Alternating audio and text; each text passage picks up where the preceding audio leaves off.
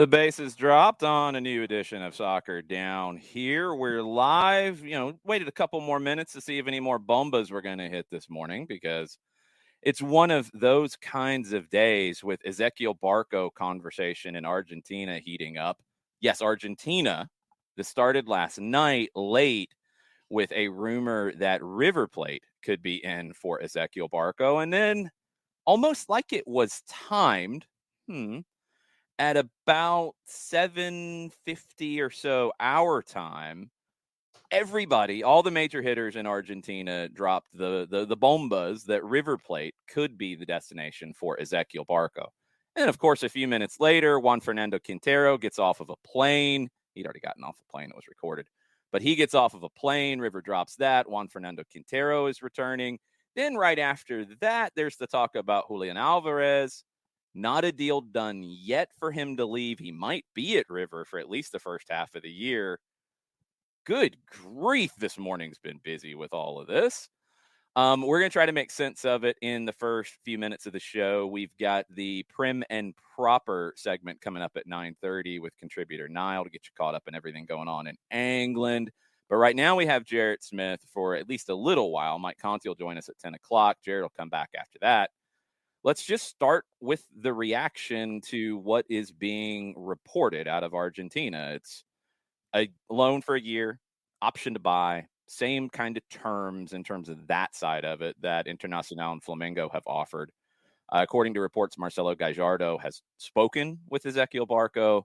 And when you look at what River has in their squad and what they've added right now, with Gallardo coming back for another year, with Tomas Pochettino, with Leandro Gonzalez Perez, with possibly Ezequiel Barco, with maybe keeping Julian Alvarez, you have so many different things, Jarrett, that River is doing. Forget the Atlanta side for just a second. River is loading up for a run at every trophy they can possibly win in 2022. Yeah, you said Copa Libertadores. Like, dude, that might be the tip of the iceberg. This looks like we want to win everything we enter, including the Club World Cup, and we want to burn down your house in the process. This feels like a absolute going for it move. Moves, I guess, plural. Bunch of them, yeah. If this is the case, I mean, I've kind of emotionally prepared myself for Barco to leave anyway, so that part's pretty easy on my end. And I know Barco elicits mixed reactions from everyone. But if we're being nice about it, it's mixed reactions from everybody about Ezequiel Barco.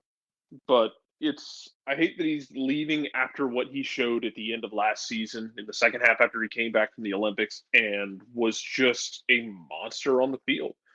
When he was actually able to stay on the field and not get kicked into oblivion, Barco showed you what he could be.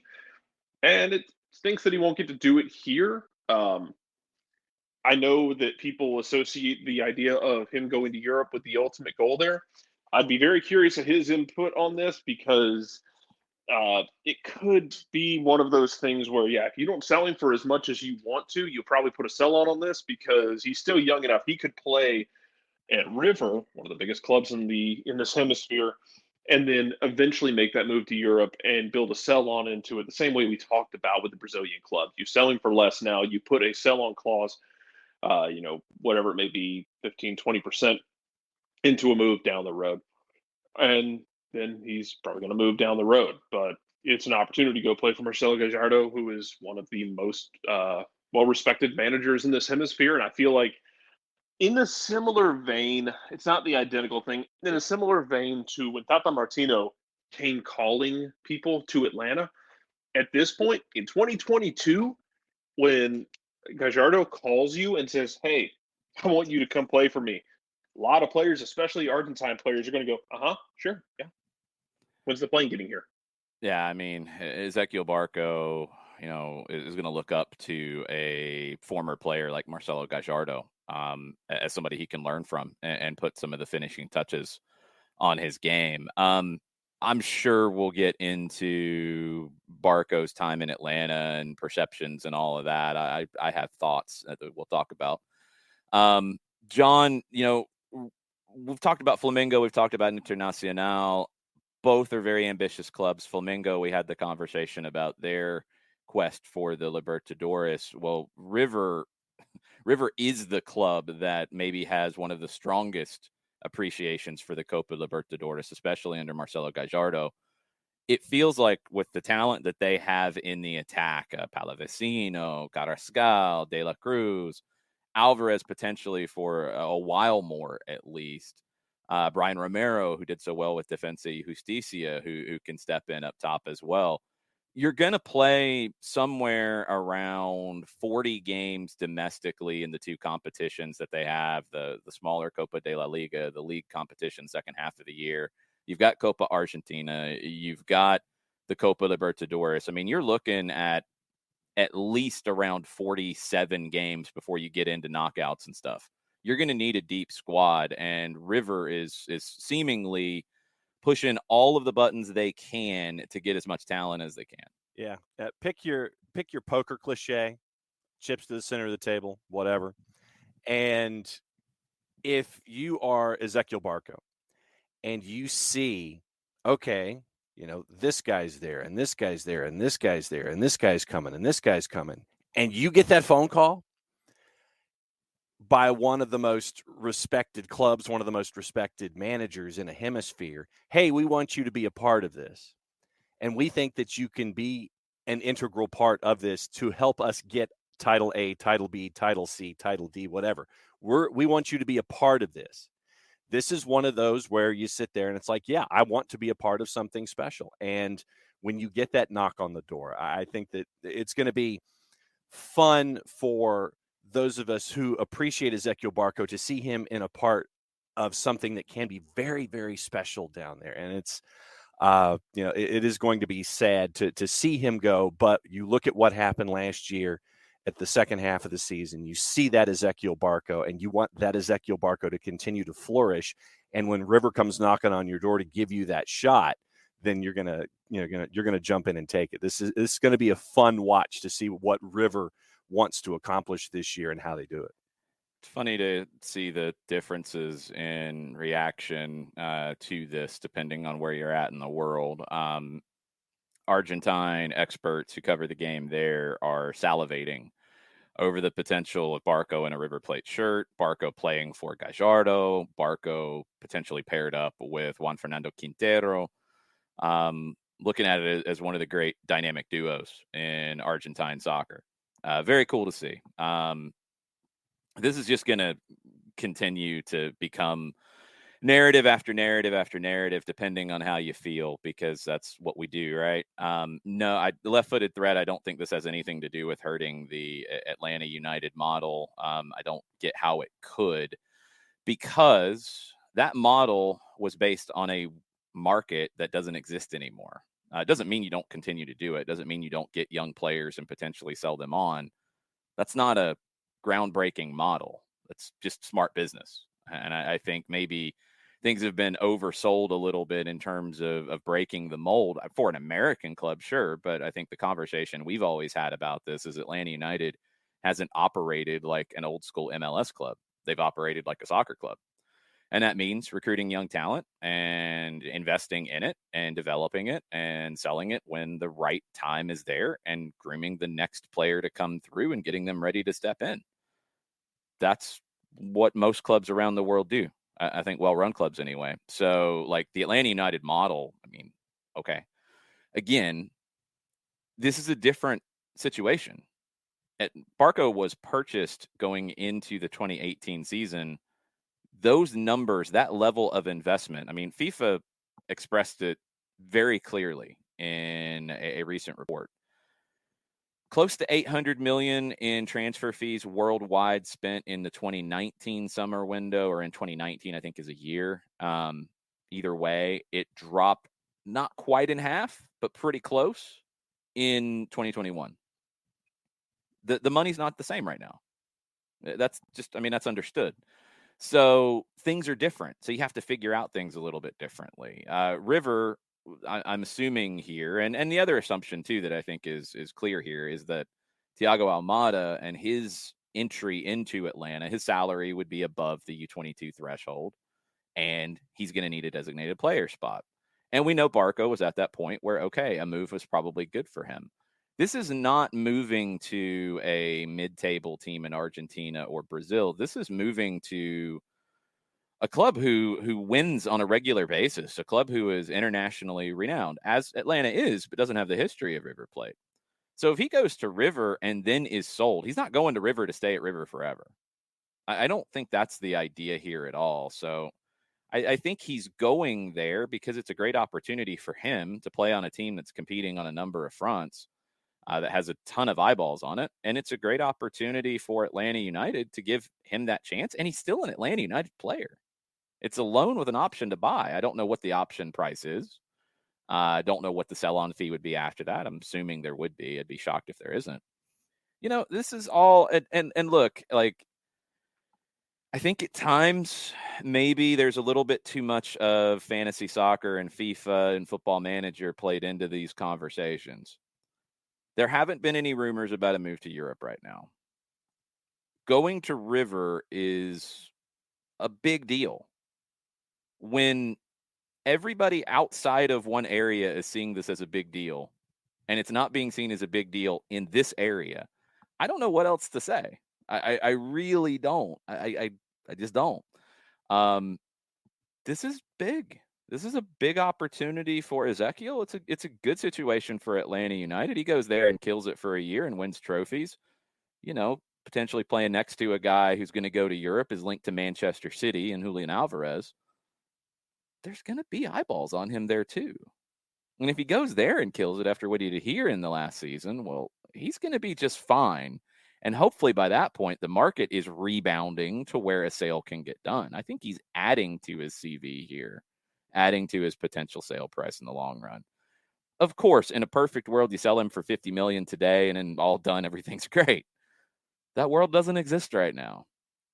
So creating situations where it's an obligation to buy for $40 million, or an obligation to buy for a certain amount, or an option for a certain amount, or a certain sell on, you got to negotiate what's best for the player and the club in this situation. And I would like to think that Atlanta United has shown you over the years that that's what they do. Even if it's not a popular move from the fans sometimes, you're always looking out for the club's long-term health. So I don't think they're going to not do that here. I think they're going to get the best deal possible for everyone involved, because they have an investment in Ezequiel Barco's future success, because he's not leaving them with this deal. He's going to play somewhere else, but he's still an Atlanta United contracted player. So you're not going to send him somewhere that's going to go poorly. You're not going to send him somewhere and just be like, whatever. You still have an investment there. You want it to work out. Jarrett, we'll see. I mean, it's being talked about in big ways in Argentina. And look, if they load up like this, Brazilian clubs have dominated Libertadores lately. River seems to have taken that personally. And if they load up on this and they win as much as, look, their talent should lead them to, and Gallardo's ability should lead them to, man, there's going to be a ton of eyeballs on Ezequiel Barco, because he's going to be a big part of it. He is, and it's going to be a lot of pressure. There's going to be a lot of pressure on him. There's going to be a lot of pressure on Gallardo. There's going to be a lot of pressure on River as a whole, because you're loading up like this to go after the Brazilian clubs and to go after trophies. You got to deliver. And, he's not – pressure isn't foreign to him in terms of Ezequiel Barco. It's going to be different, though, and I think it'll be a little bit easier in his home country. I'd like to hear from the Independiente contingent about all of this, because they're broke. They can't afford the calling cards right now, Jared. So mean. Well, it's a fact. They haven't paid all their debts. They haven't paid players. They haven't paid clubs they did deals with. Yeah, still I feel bad. I reserve the right to feel a measure of sympathy toward them, because they have watched this guy who delivered helped deliver a trophy in a magical season going to one of the giants in their league. But that happens. I mean, that's what an Independiente. It was just a bit more of a Magellan-esque route, making his way through the Americas first. Yeah, I mean, that's just what these clubs do. Like, the top players usually, and I mean, you can go all the way back to Maradona's day of, you're at a club, you come up, you get noticed, you do well in the league.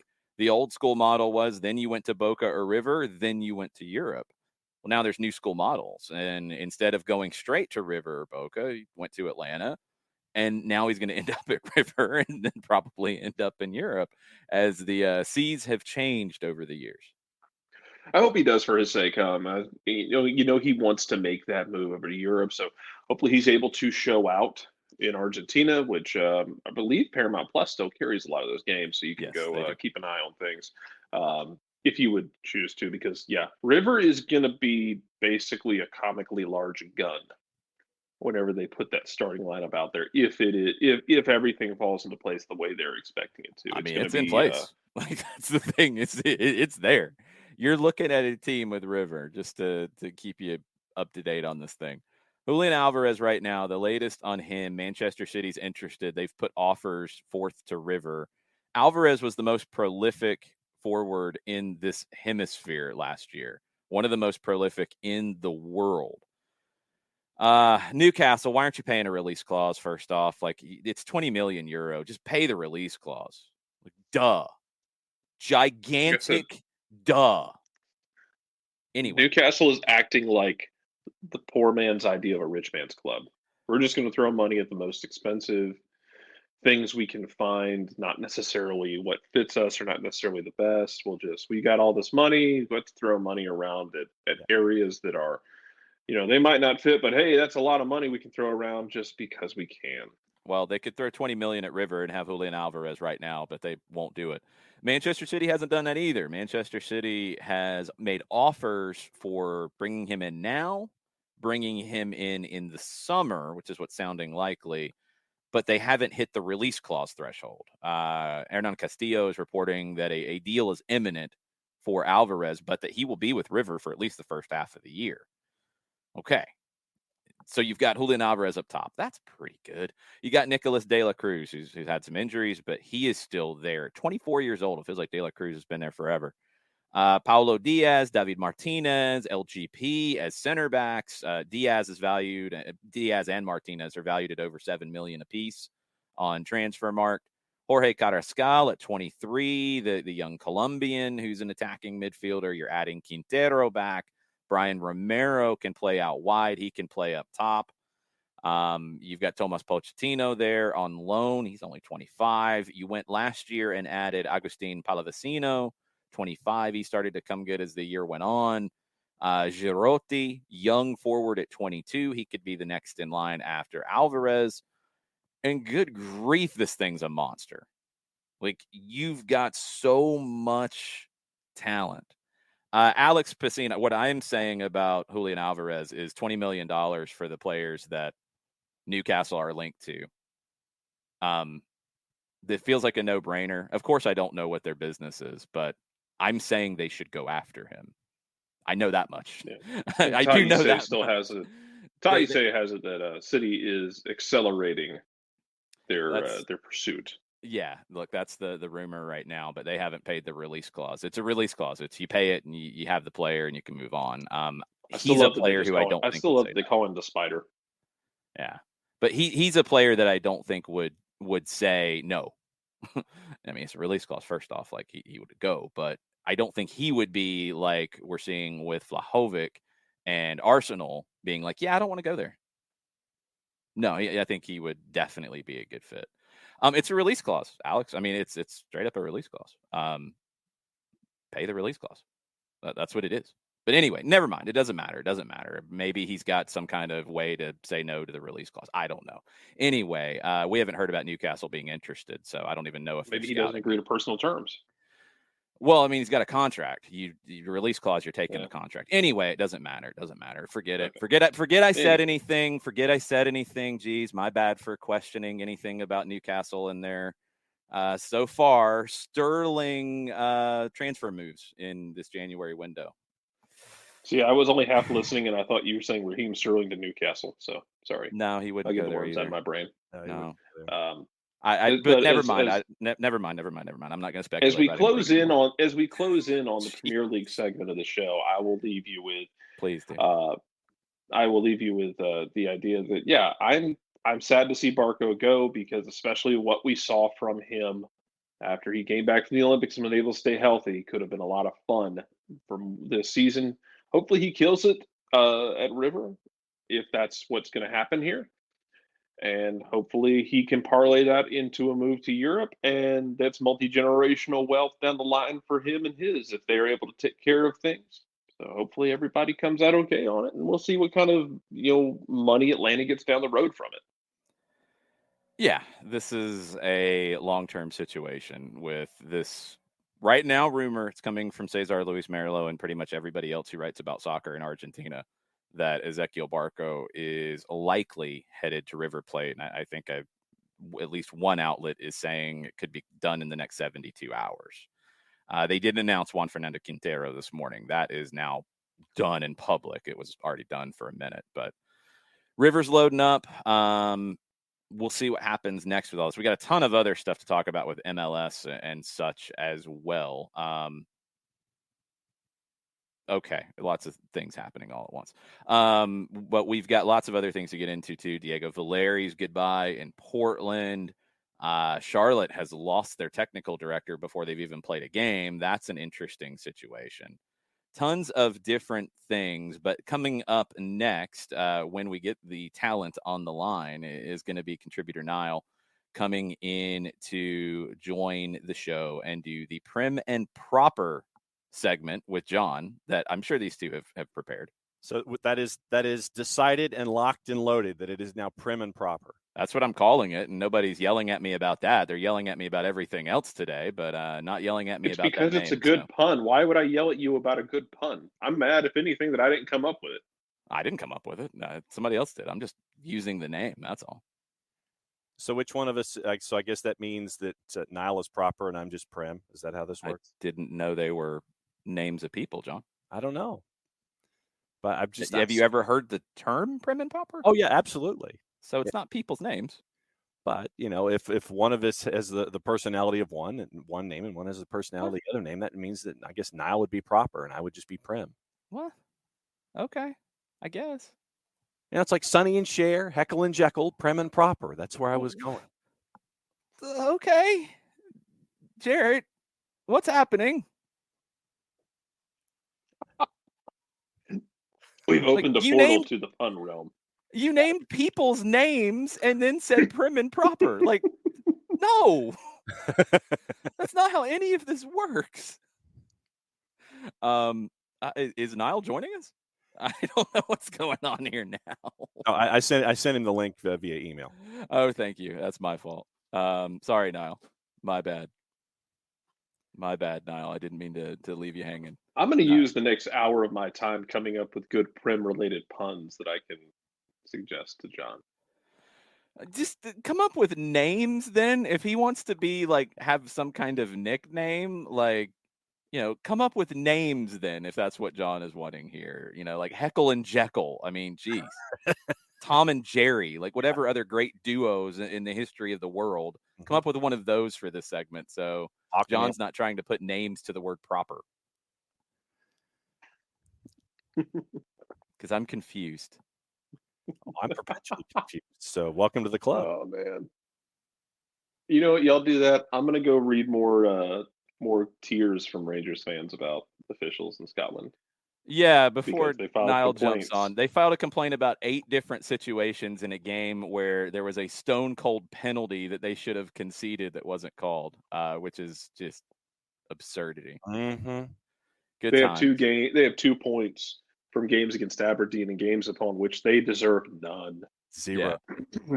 but they're making progress in their conversations with the Scottish FA about talking about referees. Sure. So that means the Scottish FA very impressed. Own more than once. It takes a special skill set to have been dead, come back from the dead, stopped the domination of Celtic, and created at least a little bit of change in Scotland. And in the process of that happening to now, which is about a year's time, just done a complete, everyone is sick and tired of your trash in less than a year. You broke up the Celtic dominance. God bless you for it. So at least there's something a little bit different. And Steven Gerrard put together a fantastic season. And everyone is just sick and tired of you. And you've done it in record time. Well played, Rangers. It's impressive. All right, Jarrett, we'll see you in about an hour. Yeah, thereabouts. Okay. All right. Bye. See you.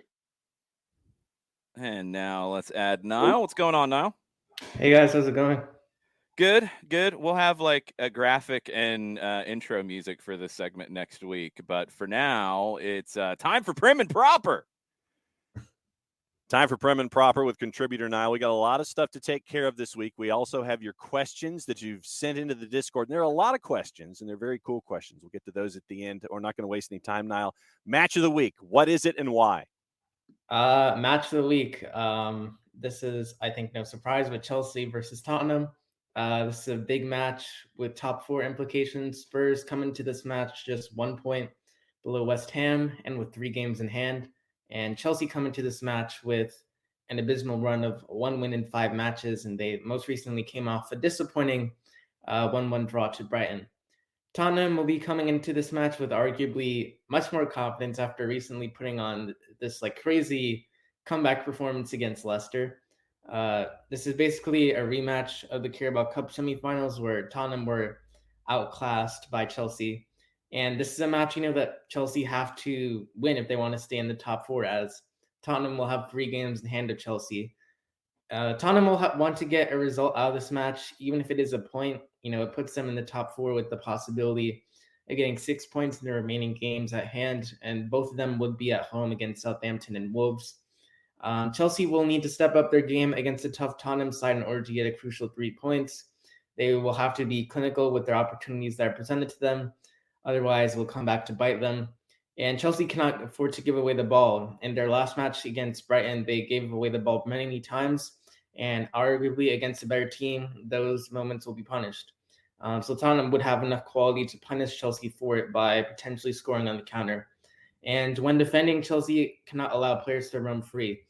Players like Harry Kane will take advantage of that space and cause punishment. Chelsea's attack will need to be clicking in order for chance to be taken when presented. So Ziyech, Lukaku, those players will have to be very much cohesive together. Harry Kane will have to be at his best in order to help steer Tottenham to 3 points. He did score a great goal in his last match against Leicester. We'll want to continue on that same form in this match. And Tottenham will have to take their chances early. They somehow were able to get back into this game against Leicester. And Tottenham will have to do a better job defensively compared to their performance against Leicester to deal with Chelsea's attack. All right, let's go into the juice boxes quickly before we get into the players that you have in focus. And remember, this is the late game on Sunday, 11:30 Eastern time. Chelsea's a -143 in the composite, courtesy of our friends at Odds Portal. Your draw is north of +300, about 308 on the average. Tottenham almost a +400 if you're interested in that kind of a juice box play for the late game on Sunday. I know that you've got a couple of players that you have your eye on this week. Who are they and why, sir? Okay, first one is Felipe Coutinho. You couldn't have asked for a better Aston Villa debut from him. He made an immediate impact after coming off the bench against Manchester United to basically, turn the tide in Villa's favor with an assist and a goal against United. Can he continue from where he started with the possibility of starting for Villa against Everton on Sunday? If he can perform like he did against United, then there is arguably no reason why he shouldn't be able to do the same against an Everton side that's really troubled. Another player, this is probably less of a known player, but Edo Kiembe. He was signed by Watford in the January transfer window. The 23-year-old Congolese midfielder, he had a great debut for Watford as his performance helped Watford get a valuable point against Newcastle on January 15th. According to our friends at SofaScore, he had an 82% passing accuracy, 2 key passes, 1 big chance created, and 7 aerial duels won. So this is another dominant performance will be needed from him as Watford takes on Norwich today, actually, in a match with massive relegation implications. And my last player is Marcus Rashford. He has been out of form for Manchester United. He recently, however, scored a goal off the bench in their 3-1 win against Brentford. If he can have an impactful performance against West Ham, it will do wonders to improve his confidence as he hopes to get back to form. News and notes, and you got a couple here, and one has, the first note has ties to Major League Soccer and a position that Newcastle thinks they need some help in. What's the look here? Yeah, so Newcastle are interested in signing Bernd Leno this month, according to 90 Minute. He has gone from being Arsenal's number 1 to number 2 after Aaron Ramsdale has come in and really been impressive since joining over the summer from Sheffield. Leno has expressed to Arteta that he wants to leave, but the fear is that Arsenal will lack depth and are concerned about letting him leave this month because of this. But however, this ties to multiple reports that have suggested that Arsenal are interested in signing 27-year-old goalkeeper Matt Turner from the Revs. This makes sense in alignment with reports about Leno. And according to Fabrizio Romano, personal terms have been agreed between Turner and Arsenal. It is all now down to negotiations between Arsenal and New England. He also reports that Leno could leave. I've heard that the offer for Turner could be $7 million, but it could rise to $10 million with certain incentives. The loan for Leno, it could be with an obligation to buy if they stay in the Premier League. My one concern, though, is should this be Newcastle's biggest priority at the moment when, focus should be on improving a defense among other important areas? And how much does Leno, help Newcastle? Second one has to do with a player who's had to say he's had a bit of a rough patch at Spurs recently is a bit of an understatement. What are you looking at with Spurs and someone possibly heading out the door? Yeah, so PSG are interested in signing Tanguy Ndombele from Tottenham on loan for the rest of the season.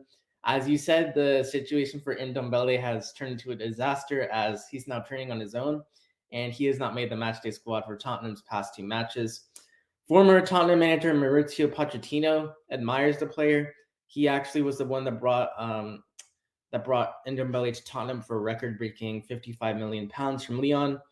And PSG need more quality in their midfield. Jorginho Wijnaldum has kind of struggled since joining PSG on a free transfer from Liverpool. And, Tottenham want to find a new club for Ndombele. They understand that they will struggle to find an offer similar to the transfer fee that they paid to sign him due to his performances not matching up with his value and also the transfer market being depressed. This is why a loan is the most probable outcome, as Ndombele still has 2.5 years left on his contract. Ndombele has expressed his desire to leave Tottenham since last summer, but they struggled to find a club as he was hoping to go to Barca, Real Madrid, or Bayern. He would prefer to leave Tottenham for another big club, so a move to PSG would make sense in this case. This is a big chance for Ndombele to turn his career around in a more comfortable environment, as he is from the suburbs of Paris. And it's been well known how PSG have admired Ndombele. They actually tried to sign him in 2020 before he joined Spurs. And this is a move that would benefit both parties. Tottenham wants to get Ndombele's $200,000 per week salary off their books, and Ndombele has the chance to be back home and play for a club that will compete in UCL and other trophies. However, it is not guaranteed that this will be able to happen, as moves are hard to make. You see moves that look set to happen fall at the last minute. Tottenham's been trying to offload Ndombele for 18 months now, and nothing has come to fruition. And what does it have to do with Tottenham's plans? Well, they want to sign an attacking right wing back. They've been linked to Adama Traore and potentially a forward on loan. So if Spurs are able to offload Ndombele this month, it could allow them to have more room to use their finances. One more quick note before we get into the questions that have been brought in this week. Mark Ogden over at ESPN says that sources are telling ESPN Manchester United are out of the race to sign Erling Haaland, with the club ready to focus on alternative attacking options, having been made aware that Borussia Dortmund forward favors a summer move to Real Madrid. Now, and once again, thanks to everybody who's sending in questions. We'd love to get your questions, and so Niall can catch up with them every single week. First question on the board comes from Coco. Where do you think Aubameyang ends up? Yeah, that is a good question. Al Nassr recently have reportedly made a loan bid for Aubameyang. However, I still think he can play in Europe. I still believe that he has the talent to play there. Dharmesh Seth of Sky Sports has reported that AC Milan, Juventus, PSG, Marseille, and Sevilla are among many European clubs interested in signing him. I think he would definitely be a good fit in Spain, Italy, or France. So I think he definitely has room to still play in Europe. Kefsi in with a question. Tyler Onyango or Dennis Zakaria? If you're Everton, can you play a youth player, or do you need to get a transfer into your midfield? What do you think? I personally think that signing a player would be best for Everton. Dennis Zakaria would be a good fit. He will be a free transfer this summer as his contract with Mönchengladbach is sort of expiring. However, I did see a report from ESPN today. I think that Liverpool could be the front runners to sign him. So we'll see what happens there. However, I think it would be best for Everton to attempt to sign him now before another club potentially does, like I said, with Liverpool and potentially other big clubs wanting to sign him. He is available for reported £6 million with his contract up in June. And, this is an absolute bargain for a player of his quality. He would come with great experience. According to Scouter Smart, he is good with the ball at his feet. He's a good tackler, and he is an excellent finisher. So it makes sense why so many clubs are after him for a price of $6 million. Brock Perry wanted an update on the Aronson situation, possibly heading to Leeds. So he asks, are Leeds in a position to wait until the summer to make a move for Aronson? It doesn't look like Salzburg is keen on letting Aronson go in the January transfer window because they have some crucial matches against Bayern on February 16th and March 8th in the Champions League round of 16. They will be wanting to try their best to move past that round. Leeds, however, seem really keen on Aronson, with some suggesting that he is like a top priority. However, it all comes down to if the club is willing to sell, and right now Salzburg is not. The club, I don't think, will be in a position to wait until the summer to make a move for Aronson, as there have been other clubs such as AC Milan and Leipzig that are interested, and I'm sure that there will be more clubs in the future that will show to have interest in him. So it would take key negotiation and the desire from Aronson to leave for the chance for Leeds to sign him in January. And at this point, I don't see that happening. Okay, 2-minute warning. Got a couple of other questions we need to get to before Prem Proper comes to an end for a Friday. Sharif wanted to know about Leonardo Jardim for the possibility of Everton as their manager. Can Al Hilal part with him, and does he fit in? What do you think? I think he would be a good fit. He was a candidate for the Newcastle job. He has a lot of experience coming from Monaco. He was appointed as the manager for Monaco in the summer of 2014, basically to awaken a sleeping giant that won Liga in 2000 and reached the UCL 4 years ago. And he did really good things with Monaco. He had them play really well in the Champions League. I remember there was, I think, a 5-3 win against Man City a couple of years ago, and he would win the League One title with Lyon in 2017 with players such as Kylian Mbappe and Bernardo Silva. He is seen to be very good in the transfer market. He is a tactically flexible manager, and I think he would I think that if I were Everton, I would knock on the door for him. He seems like a manager that would be very much, tactically flexible, and I think would be able to not just improve Everton, but also try to get the best out of the players he has in the current situation. All right, 2 questions from El Mataflo to finish, and the second one I want to bring Jason in to ask him as well. El Mataflo's first question: what do you think is the biggest hindrance to the English game becoming the undisputed pinnacle of soccer? This is a good question. I think this is something that frankly needs to be addressed in just European football as a whole in general, but I think there is a growing gap between the elite and the rest. With Manchester City, we've seen their dominance in the Premier League recently. I think there's been less unpredictability about who will win the Premier League title because of this. There's been a lot of record-breaking transfers from the same notable clubs, and ownership groups have really put certain clubs like City on the path, has put them above everybody else. And also with coaches hiring Pep Guardiola, of course. So, there's obviously competition. Liverpool catched out City to win their first title in 30 years in like the 2019-20 season. However, this doesn't necessarily stop City's dominance. And, the gap between City and the rest won't stop. Some clubs, of course, have financial problems, which puts them at a disadvantage. But, there are other clubs that have the ability to compete with City on a consistent basis and probably could be doing more, perhaps. So. All right, so let's bring Jason in for the second question from El Mataflo. And this one is a fun one to end the week with here. What's the funniest named team in the top 4 flights of English football? Niall, what did you say? I said Kidderminster. Kidderminster Harriers. Are they in the top 4? I think they're in the 5th, though. Yeah, that's what I need to double check, because I can't remember who's in the bottom flight at this stage. Because Dagenham and Redbridge is one that I always like to go back to, but I don't think they're in the top 4 either. Right. I think most of the fun ones are actually out right now. You got Boreham Wood. Yeah, I was looking at that one. Well, they're not in the top 4, are they? Yeah, they're in the National League. That's not the top 4, John. I was thinking. Oh, sorry, that's 5th. Hi, Dios mío, my friend. You're the English guy. I was thinking of like championship and down. That's where I was thinking. So What is the Premier League then? that's like uber top. I guess. I mean, just because it's weird to us, even though there's a story behind it, since we're losing all of the great names in the lower leagues that are in the National League, I will go with Sheffield Wednesday because you don't really think of Wednesday being part of a team name in this way, but it's kind of strange. I'll go with that. I mean, there's always Ipswich, just because it sounds funny. Isn't that like a town, though? Yeah, it is. It's just Ipswich. Yeah, it sounds like, something that you might, pick up at a hardware store or something like that. It does? I think so. Okay.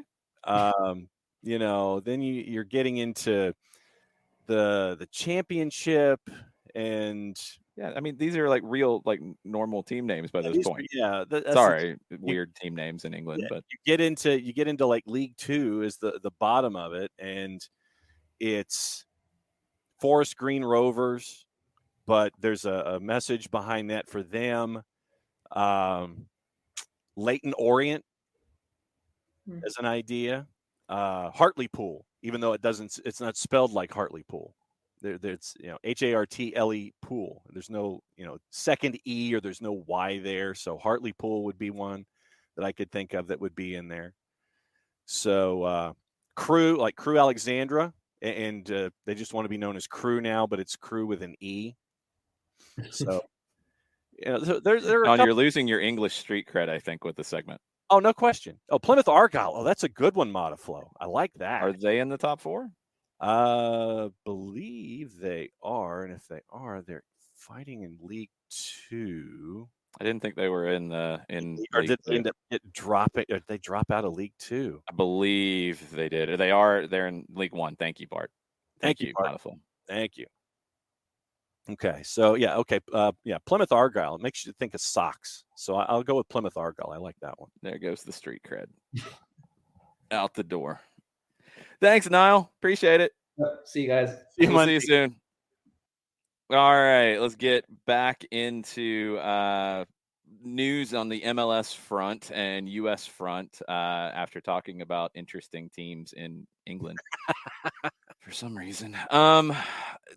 I mean, look, a lot of people are going to have questions and comments about the Ezequiel Barco news and rumors this morning. Again, if you're joining us late, Cesar Luis Merlo et al., because it all hit at like the same time, which is usually how these things go when a club or someone associated with a club or an agent is allowing news to come out. And this is what we've seen happen in Argentina many, many times with these kinds of moves, usually coming the other way. This time it is Ezequiel Barco reportedly going to River. They are trying to beat out Flamengo and Internacional on the 1-year loan with an option to buy. Looks like they're going to get it done according to all of the reporting in Argentina right now. And, look, Atlanta and River have a good relationship. They've done quite a bit of business over the last few years. So it makes a lot of sense that they would be interested in doing business with a club that is always developing new young talent coming through. And you want to keep that relationship strong. So if, this is the right spot for him, I think it's the right manager to play for. Absolutely. I think Gallardo will get everything possible out of Ezequiel Barco, because actually really similar when you look back at Gallardo as a player and you look at Barco, there's a lot to learn there. And I'm sure it's a player that Barco's already modeled his game after anyway. Gallardo is going to continue to throw it in the faces of European clubs that, hey, I'm one of the best in the world. I'm not coming for an apprenticeship over here somewhere. You want me, you're going to have to come correct. And a lot of clubs who are and have been and will be in this conversation about the managerial carousel, Marcelo Gallardo should be right around the front of that list. And I think this year is a year that, look, he convinced River to pay him to come back because he was out of contract. He could have waited around to see what jobs opened. I think he's doing it, and I think River got on board with it to try to run roughshod over South American football. I mean, you don't build the squad that he's building. You don't take the guys on loan that they're bringing in. Pochettino, LGP, Barco. They're holding on to Alvarez right now. They haven't just jumped at an offer. They're trying to build an incredible squad right now to win. And if they win, everybody gets what they want. River continues to be huge.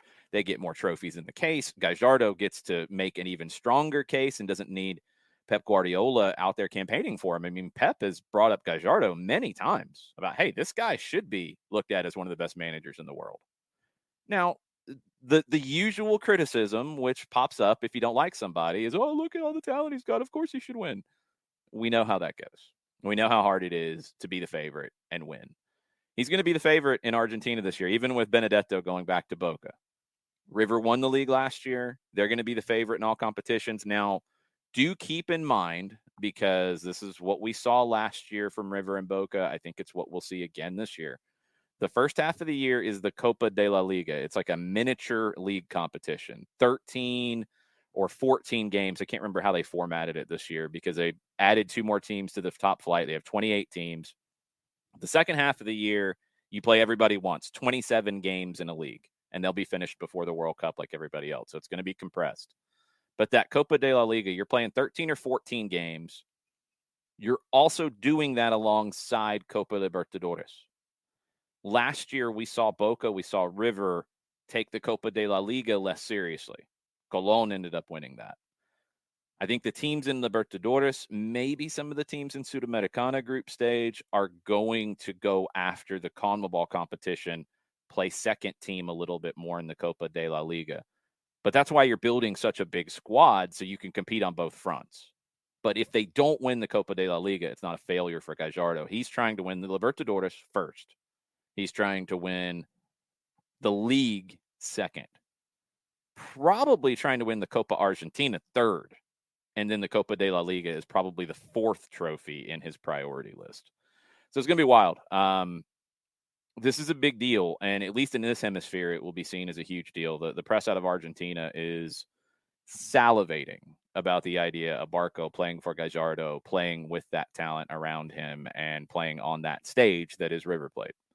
So really exciting to see. From the Atlanta front, I mean, I think it goes back to the speculation that had been there consistently since Thiago Almada was brought up, that he would need a designated player spot. If this is done to open up the spot for Almada, well, then it's a pretty good landing spot to solve that problem. If it's done because it's just the right move to do for Barco, and it's the right move because River's come calling and they're offering a good deal for you, cool, even better. And it makes it easier to do those things. Remember, you are going to have a U22 initiative slot as well once the Eric Lopez thing is announced. He's training with Bonfield. It's probably a matter of T's being crossed and I's being dotted. But that's going to open up a U22 slot. This would open up a designated player spot, I would assume, because there would be a loan fee here. Again, stuff we don't know, but we're trying to have educated speculation here about it. Don't think you're doing this without opening up the designated player spot, opening up some salary cap relief as well. So really, really interesting stuff. And Atlanta's not the only one with all these kinds of interesting moves going on right now. We're going to get into all of it in hour number 2 with Valeri going back to Lanús, with the Matt Turner conversation, with Columbus and what they're going to do on a number of fronts as they're still dealing with injuries in the central midfield. That's a big deal. Maxime Crépeau, we've talked about. I mean, so many big moves around the league. Paul Arriola, we still don't really know what's going to happen there. So many different things going on as teams are kind of in the first week of preseason, and it's getting hectic. I think it's going to be hectic all the way up to opening day and probably beyond, to be honest, because the window will continue to be open after that. So it's going to get wild. Buckle up. We'll try to keep you posted as best we can on all of it. But first, John's got to keep you posted on Toca Football and Eliminize. Question: do you have a young soccer player in your family? Have you ever considered private instruction with a professional instructor to take your favorite player's game to the next level? Toca Football has 4 indoor soccer training centers in the Atlanta area. Their trainers utilize innovative technology and a fun environment to help improve your favorite player's skill and decision-making. Give Toca Football a try. Why don't you? SDH is partnering with Toca to offer our listeners an opportunity to check out their revolutionary and fun Toca soccer training method for no cost whatsoever, $0. How do you do it? You book your free session right now with the promo code DH. That's your promo code. Go to tokafootball.com/program/toka-training, tokafootball.com/program/TOCA-training, or go to soccerdownhere.net, click on the Toka Football banner, and start your favorite players game heading to the next level right then and there. SDH is also brought to you by Lemonize Service for odor-free, clean, fresh air. QR code over my left shoulder for those of you watching on Twitch. Lemonize deodorizes enclosed spaces like houses, apartments, and condos. They've created customized solutions that lemonize all organic odors, including those from pets, cigarettes, and food. Realtors and property managers use a Lemonize service to lemonize bad odors to help them sell or rent their homes and facilities that much faster. It's a turnkey process that makes it easy to work with realtors and property managers. It's kind of the environment, offering a green way to get rid of odors without any kind of toxic residue, different than our favorite masking agents that we have under the sink that we may use in the kitchen or any other room in the house from time to time. It's a proven scientific formula that destroys odors down to the molecule. Pricing is easy, either by the cubic foot or parts per million, to make it affordable for you, offering results in 24 hours or less. If you have any questions, frequently asked or otherwise, go to their website, lemonize.com/Atlanta. The /Atlanta part is key so they know what part of the world you are contacting them from so they can help you out that much faster. Lemonize.com, ELIMINIZE.com/Atlanta for odor-free, clean, fresh air. A Lemonize service, proud sponsor of everything SDH.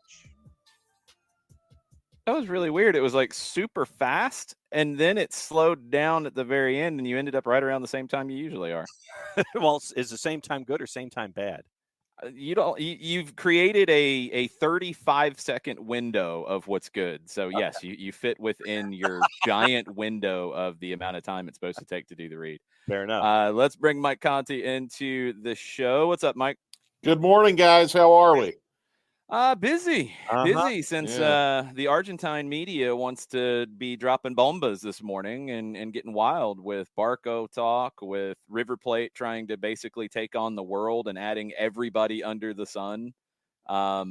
Really fascinating stuff, because I think we were almost kind of not resigned in a negative way, but kind of preparing to watch him in Brazil.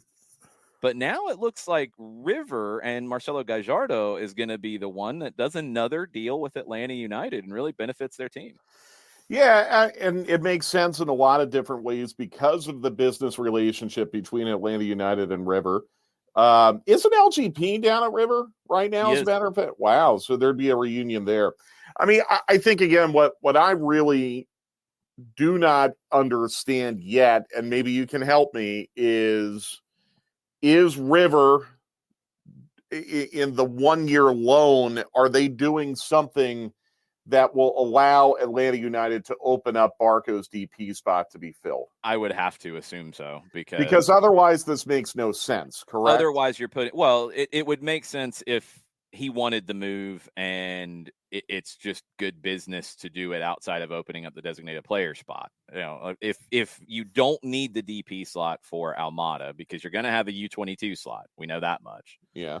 If you don't need it for Almada, then you just do whatever deal you want to do here, and it's up to you. But if you need it for the designated player spot, then yeah, there'll be a loan fee to make that happen. There, from what we know, there has to be a loan fee to open up the slot. This is not the cap side of it. This is the actual roster slot of a designated player position to put somebody in. If there's no loan fee, you can get cap relief if the other side of the loan pays some of the salary or a certain amount of the salary. It's all ambiguous. It's MLS rules.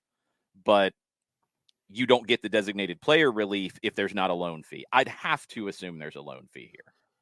Yeah, I just, if you're Atlanta United, and you want to do right by the player, I mean, I want to be completely clear about that. And that's definitely a part of it. It's a huge part of it. But if you're Atlanta United, you don't want to be going into this season with 2 designated players and your third playing for River Plate.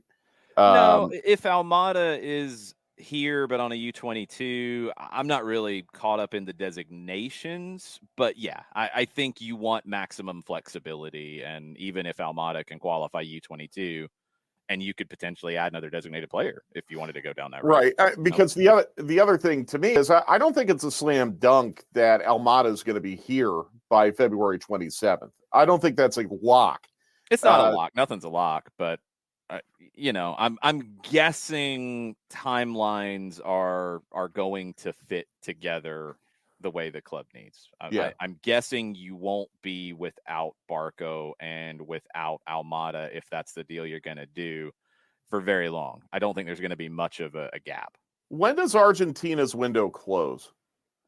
Incoming window, I believe, is tied to the end of the month, but let me double check. No, but it's obviously much earlier than Brazil, right? It is typically. I want to make sure because things have changed a little bit with the changes to schedules with pandemic and also with the World Cup where it is. So let's make sure of this. This is kind of weird. February 19th. So it closes a little bit later, but not quite as late as Brazil. So again, you could run this down, as we've talked about with the Brazilian side of it. You could run it down and see if a European club comes in, although the reporting out of Argentina is not in any way pointing that out. They're saying this could get done in 72 hours. Yeah, and I think, again, like we've been talking about all week, I mean, if there was a European club behind door number 2, A, we'd probably know it by now, and B, it's likely a club that might not be of the same stature of a Flamenco or a River Plate, and Ezequiel Barco might still be better off at a River Plate as opposed to a lower table first division team in Italy or a lower table 100%. First division team in France or Spain or something like that. Right. 100%. So we talked about that with Gallardo and his future, like what he's doing as a manager there, and he did another year to stay, and that's a great person for Barco to play under. It's going to help his game a ton. But he's putting himself in that position to have the same conversation of, hey, I'm not coming over to Europe after winning everything I've won at River, one of the biggest clubs in the world. I'm not coming over to be with some team that I can't win with. Right. I'm going to go this year because it looks like they're loading up to win everything. They are loading up to be a powerhouse. I can't wait to see what this team looks like on the field. But he's doing that to raise his stock as well, and everybody associated with it, because you got Julian Alvarez, who's going to go to Europe sometime very soon. You've got other young talents that are going to be looking for that outlet as well. Barco's going to be part of that. They're all playing to win, but also to make their next move even bigger. Yeah. Yeah. No, I think it makes a ton of sense for Barco. I think it's great for River. Again, I'm very anxious to see how this is going to impact what Atlanta United can do now with the designated player spot. To me, that's what this all boils down to. Whatever the fee ends up being after this year is the fee. I'm not even worried about that. I'm more worried about Atlanta United still having the ability to have 3 designated player caliber players on their I mean, they probably do right now, even with the spots not being occupied. I mean, that might be a little misleading, but you know what I mean? Like, I don't want to see Atlanta United handicap itself and not be able to use a 3rd designated player spot because of the mechanisms of whatever is going to happen here. And I do understand, again, Almada could take the U22 spot. I do understand that. But, you know, if you're able to sign 3 designated players somehow, I want to see them signed. Yeah, I would assume that they would. You know, and Mike, this goes with the Atlanta United model that we've seen from the beginning. To put it in its most simplest terms, it's recruit, invest, develop, and move on to the benefit of the player. And now we're back to that beginning of it all, where they're looking to recruit to bring in someone to be that replacement for Ezequiel Barco and continue this train that has made them as successful as they are. You bring in Barco, you invest in bringing him here. Now you move him on in develop him. And we saw what he could be in the second half of last season. I know that a lot of folks gravitate to that. Now he's being moved on. Now, once again, you're back to the beginning of the order Now it's back to the recruiting process, and this is something that Atlanta United has done consistently. And to your point, I'm just as intrigued as you are as to who that recruit is that they bring in to fill that space. I am too. And it could end up being Thiago Almada, kind of in a, I don't want to say like for like, but just kind of like spot for spot. Everything's pointing in that direction. I want to make sure there's not speculation that they're going to go out and buy somebody else. Exactly. There hasn't been any talk about that. It doesn't mean it doesn't happen, but no, it hasn't been discussed. You're getting a little late for that too now. Not too late, but it's getting late in the game.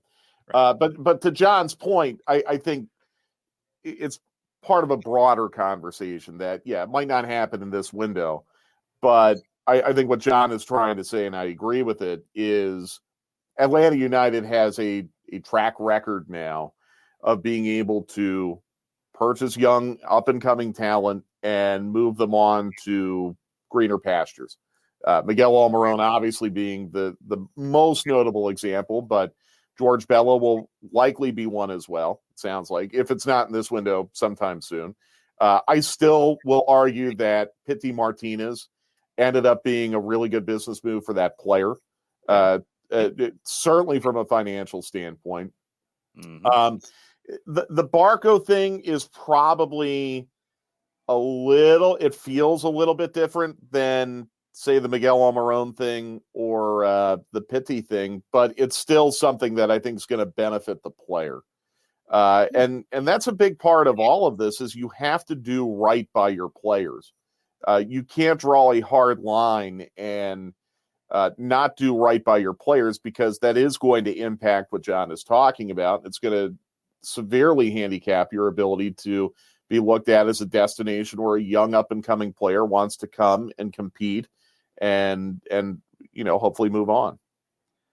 Yeah, and that's also not doing that to the extent to damage the club either. And because I can feel the narratives forming out there, and when that conversation comes up. Because, no, I'm already seeing it. I mean, well, what about this guy? Well, what about this guy? What about this guy? Well, again, I think it's really important to state this.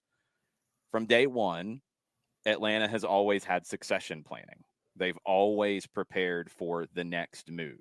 Go back to Barco coming in when you knew that Almiron was going to be going out at the end of 18. You were able to go get another one, and you went and had Pity Martinez on deck. That's a big deal to be able to do that. Pity leaves, took a minute. You end up getting Luis Araujo in here, and a huge addition there. You've had Joseph the whole way. You've always been able to go get the next guy. That's part of it. Second, you can't keep players here just because they want to be here, because that might not be the best thing for the club. And as in multiple cases that there has been that conversation after the fact, by the way, you have heard things about these players. Yes, they might have wanted to stay, but they also wanted more money. And that is not the same thing as just, keep them because then everything's great and everybody's happy. Right. It's a cap league. You have to understand that if salaries are going up, you got to trim somewhere, and you got to make those decisions. And in a cap league, and I mean, you can speak to it probably as good as anybody, Mike, in terms of what top teams do in cap leagues. You're always looking to reload. You're always looking to move guys on at max value and bring the next player in at a lower cap number and get more value out of them than their cap number. And you have to keep doing that. Yeah. And it's really the best way to maintain your level of competitiveness. Yeah. And teams that don't do that get themselves into really bad trouble. I think you see that in the NFL a lot. And the NFL reminds me a lot of MLS in that it is a hard cap league. And as such, it creates a lot of parity within the league. Mm-hmm. The teams that are successful in the National Football League, I mean, this is not completely the same as the way it works in soccer, but teams in the National Football League are most successful when they go out and they kill it in the draft every year. They're able to kill it in the draft every year. So when a 5th or a 6th-year player becomes too expensive to keep under the salary cap, you have a rookie or a 2nd-year player that you drafted who can take that spot at a lower number. Same thing in the NBA, really, right now. I mean, that's kind of the way it's going in the NBA. The NBA is a softer cap league. But, one of the reasons why there was so much optimism about the Atlanta Hawks, and I understand they haven't really played to their expectation, but the Hawks were very fortunate because they had their best players on rookie deals. Because they were able to kill it in the draft. And that gave them the flexibility where, okay, we can trade a Cam Reddish now, and we don't need him. We don't need him anymore. And now we have the flexibility to go out and sign the rest of our guys and maybe get a free agent. And the flip side of that conversation, too, as it was starting to come up, was you weren't going to be able to keep everybody once the rookie deals expired. That's exactly right. Yeah. And it's the same in the NFL. And I think, to an extent, it's the same in Major League Soccer.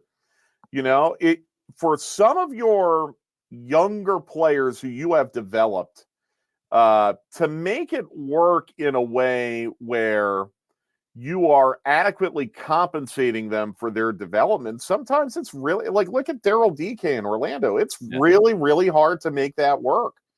Now, again, Major League Soccer is a little bit different than what I'm trying to kind of project on the NFL and the NBA, because the NFL and the NBA are the best leagues in the world for those respective sports. It's a little bit different in MLS, which is a very good league, but players have aspirations to go play in other leagues, whereas the NFL and NBA is a stopping point. And it creates some different dynamics, and your recruitment's different because you're not getting them from a draft. You're developing your own players who are then going to want more money in their second pro deal, or you're doing really good work scouting and bringing guys in for good values. And LGP is a prime example of that. LGP was not playing regularly at Estudiantes in Argentina, came here and was a best 11 caliber guy for 2 out of his 3 years in Atlanta. So he raised his value, and to the point that you can't give him more money and then fit everybody else in because you have to figure this out. Julian Gressel did come from the draft. Same thing.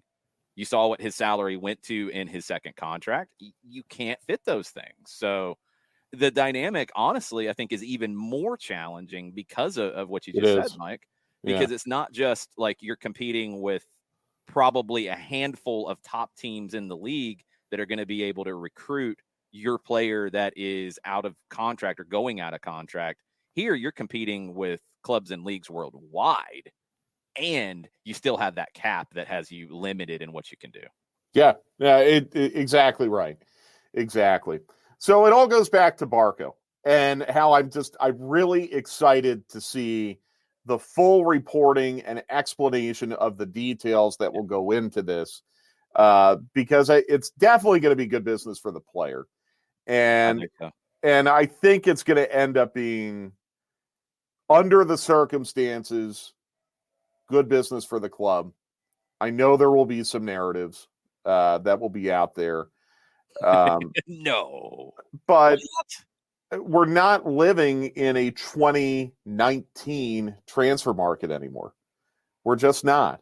Mm-mm. So, I know there will be narratives, and that's okay. People are entitled to that, but you have to do right by the player. And if this still maintains your flexibility to go out and have a third designated player this year, and maybe it's Thiago Almada, maybe they end up doing something differently down the road. I don't know.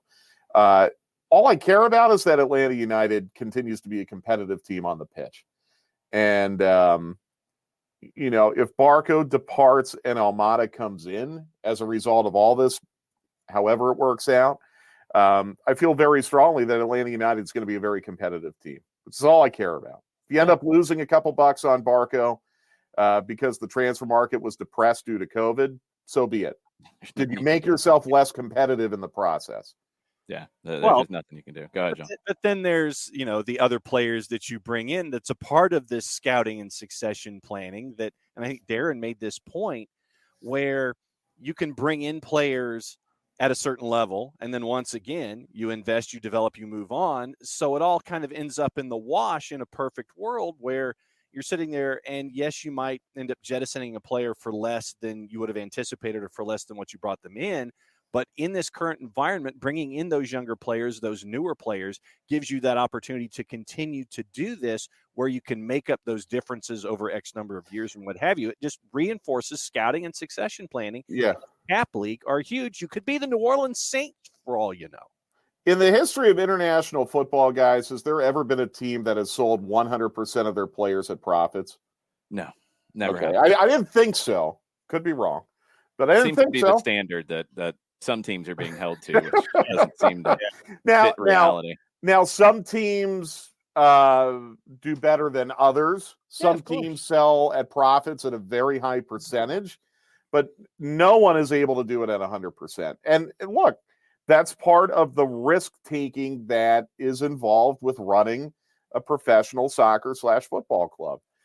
And I will insist that the level at which Ezequiel Barco played for the final 4 or 5 months of the 2021 season, if we were in a 2019 world, Atlanta United would have sold Ezequiel Barco to Europe at a profit. 100%. Yeah. Based on the level at which he was playing. Absolutely. I really feel very strongly about that. Did Ezequiel have trouble staying healthy? Yes. Was that his fault? I don't know. I don't think so. I don't think so. But he did have trouble staying healthy. But when he was able to stay healthy, as he was over the final couple months of this past season, or as he did in 2019 when he just absolutely showed out at the U20 World Cup, we saw what Ezequiel Barco was capable of doing, and quite frankly, honestly, what he developed into while he was wearing an Atlanta United shirt. Yep. 100%. All right. That's where things stand with Barco right now. Yesterday, it was announced who the identity was of Atlanta United's new assistant coach, because it seemed to be one of the great mysteries, and everybody wants details. It's a career assistant, but he has a ton of experience at top teams and with top managers. Eugenio Villazón is 49 years old, a little bit older than Gonzalo. He worked not exclusively, but a lot with Enrique Meza, who Gonzalo Pineda has cited as a mentor. Worked with him at Cruz Azul, and I think where I really saw Meza's work on a regular basis was the Pachuca team that went on to win the Copa Sudamericana, the CONCACAF Champions Cup. The run they had from 2006 to 8 is one of the best teams ever in Mexican history. And they're the only Mexican team, the only non-South American team, because you don't see that right now with teams playing in the CONMEBOL competitions. The only non-South American team to win one of them. They won the Sudamericana, which is an incredible accomplishment.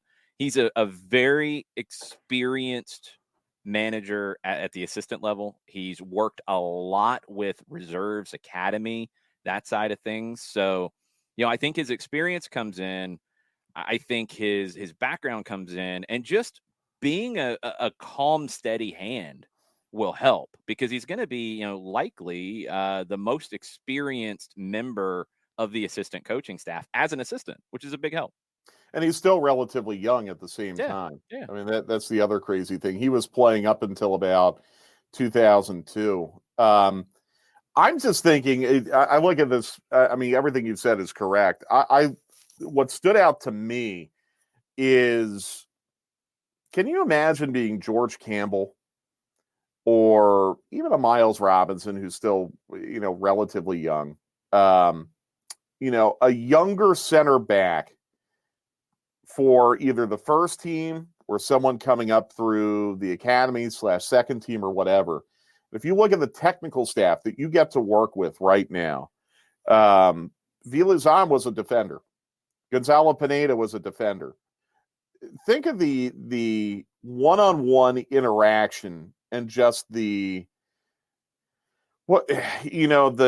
classroom that the training ground is going to be for Atlanta United defenders right now, to be able to work with, a couple very well-respected coaches who were well-respected because of who they were as players. it reminds me a lot of how Miles flourished under Frank de Boer because of that one-on-one interaction that he could have with one of the best center backs of, really the last 40, 50 years to come out of Holland. So that to me excites me. His coaching career, his resume speaks for itself, but the fact that he was a 3-time champion down in Mexico in an 8-year career, very highly respected former player as well. So it's a great addition to what I think is already a really solid technical staff. Diego De La Torre was someone who made a lot of sense to be added to the technical staff because he did have some head coaching experience, even had some technical directing experience. I know it's a little bit different in Mexico than it is here, but someone who's touched a couple different roles. Having Rob around, I think, is vital. I mean, look, Gonzalo missed the first couple days of training camp because of COVID. Okay, well, former Atlanta United head coach Rob Valentino runs training camp for a couple days. That's a pretty good problem to have. And I guess Gonzalo's back today, by the way. But anyhow, love the hire, and I think it's going to be a tremendous benefit to some of Atlanta United's younger defenders who are going to get to learn from a couple former players who really played at very high levels. Yeah, I think there's always a little bit of like, Emilio asked, what role do you think he may have coming in for? I don't think it really is that defined, honestly. I don't think that's how Gonzalo works, and he made that clear when he was hired. He said that he doesn't have a lead assistant, he has a team, and Villazón comes in to be part of that team and add to it. And I think his experience adds to it. I think just judging from the level of experience he had and working with Mesa, he's got a background that is going to help and provide something different to the group. And I think the thing that jumped out to me in terms of something different that he brings is his work with academies, his work with, getting guys from a second team into a first team, those kinds of situations where that's not something the rest of the group had as much experience with. So like, it's not role. It's not, I had questions from people about, well, what kind of style does he have? He's been an assistant. It's not his style. It's the same conversation we had about Pineda and coming from Seattle. Just because Seattle played a certain way didn't mean that was how Gonzalo Pineda purely believes about the game. Sometimes you see that, oftentimes you don't. I think what we've seen from Pineda, he doesn't follow Brian Schmetzer's, tactics all that closely. He doesn't, frankly, follow Enrique Mesa's tactics all that closely. When we talked to him, Mike, he talked about being influenced by Pep Guardiola and many others. Gonzalo's his own man. And I think having an experienced member of the team who has worked as that assistant before and worked with big personalities, Villazón is going to be somebody who will tell Gonzalo what he thinks he needs to hear at that time, and also not be offended if Gonzalo goes in a different direction. Yeah. Because that's what you need out of your coaching staff. If you have one alpha and everybody else is just, yes, whatever you say, yes, then your alpha better get everything right. If you have a group that is strong in their own convictions and the way they see the game, but aligned, then you get differences of opinion. Then you get conversation. Then you might come to different conclusions. And that's what I think the best managers want. They want those kinds of guys with them that can challenge them in a little bit. That's a good thing. And I think Villazón, with his background, he won't be afraid of saying, hey, I think we should do this. No, this is why I think we should do this, and fight for his ideas. I think this is good. It's a credit to Pineda, who's willing to surround himself with those kinds of people. I still think it's a credit to Pineda that he felt strongly about keeping Rob Valentino involved in the technical staff. A lot of people in Pineda's position would want to kind of just wipe the slate cleanly and run the team his way. So I think it is absolutely a credit to Pineda, and that's really what he's the kind of person that he strikes me as being. I think he's very, very open to trying anything. And a lot of that's non-soccer too. Yeah, let's let the supporters into a training session. Let's try that. Let's change the time that maybe we fly out to a game where we play in the afternoon. Let's see if that does anything for it. Let's try that. I love how he's willing to surround himself with those kinds of people. And I don't think there's much doubt that from a depth standpoint, the technical staff for Atlanta United is going to be one of the deeper technical staffs in this league. Yeah, 100%.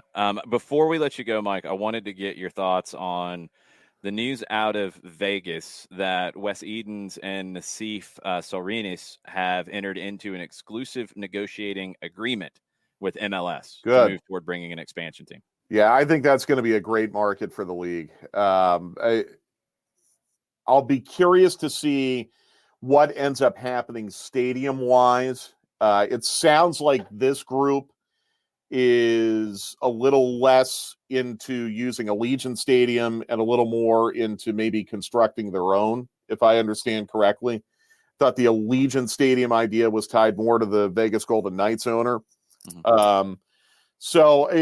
I'll be curious to see how they solve the venue situation. But I think from a geographic standpoint, and just from a demographic standpoint, too, as a fast-growing market with a large international population, Las Vegas makes a ton of sense for Major League Soccer. It's a market that will enhance the broadcast contract. Yeah. I wouldn't be shocked if they tried to maybe get this Vegas thing finalized by the end of this quarter, if they can, because I think that needs to be baked in to the new TV deal, the new media deal. It's got to be baked into that. Yeah, I bet they're negotiating on TV with that understanding that Vegas is done. Let me pull up the Nielsen market rankings really quickly. High 20s, low 30s, Mike? Yeah, I feel like that's right, John. It's certainly bigger than Sacramento. I know that for sure. Yeah. Las Vegas is, it's smaller than I thought, 40. Okay.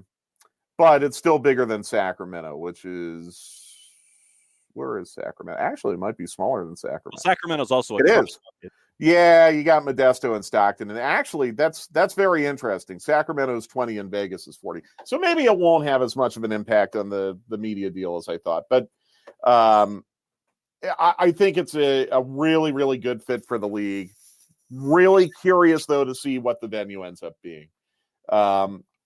Concerned almost, because Allegiant Stadium checks off a lot of boxes, being an indoor venue. Mm-hmm. And being strip proximate, that would make a lot of sense for Major League Soccer, but you also don't want to be the number 2 tenant in your own building.